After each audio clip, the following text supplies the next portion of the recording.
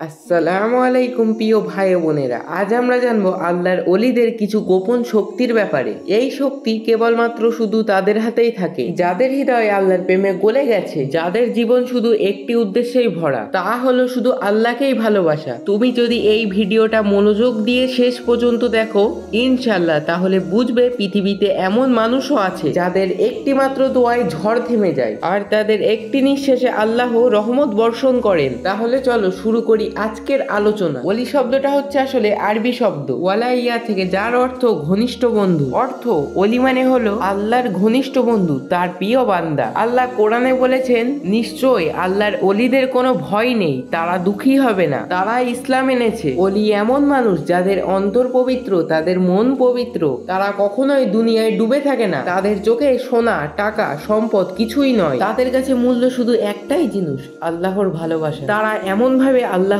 জিকিরে ডুবে থাকে, দুনিয়ার আওয়াজ তাদের কাছে পৌঁছায় না। একবার যদি তুমি সত্যিকারের ওলির মুখ দেখো, তোমার হৃদয়ে এমন শান্তি নামবে যে যা তুমি আগে অনুভবন করনি। অনেকেই ভাবে আল্লাহর ওলিদের শক্তি জাদু বা তাবিজের মতো কিছু, কিন্তু না, এটা একদম ভুল ধারণা। এই শক্তি আল্লাহর দেয়া আধ্যাত্মিক নূর, যা তিনি শুধুমাত্র তার প্রিয় বান্দাদের হৃদয়ে রাখেন। এই শক্তির অংশ হলো তাদের আল্লাহর প্রতি ভালোবাসা এবং ভয়। তারা প্রতিটি কাজ করার আগে ভাবে এই কাজটা আল্লাহকে খুশি করবে না রাগাবে। রাসূল সাল্লাল্লাহু আলাইহি ওয়াসাল্লাম বলেছেন, যে ব্যক্তি আমার প্রিয় বান্দার সাথে শত্রুতা করবে, আমি নিজেই তার বিরুদ্ধে যুদ্ধ ঘোষণা করব। অর্থাৎ আল্লাহ তাদের এমন মর্যাদা দিয়েছেন, কেউ তাদের কষ্ট দিলে আল্লাহ নিজেই তাদের শত্রু হয়ে যান। এদের প্রতিটি নিঃশ্বাস আল্লাহ জিকিরে ভরা থাকে, তাই আল্লাহ তাদের ডাকেন আমার বন্ধু বলে। এই বন্ধুত্বের ফলেই পায় তারা এমন শক্তি যা দুনিয়ার কোনো রাজা বা জাদুকরের নেই।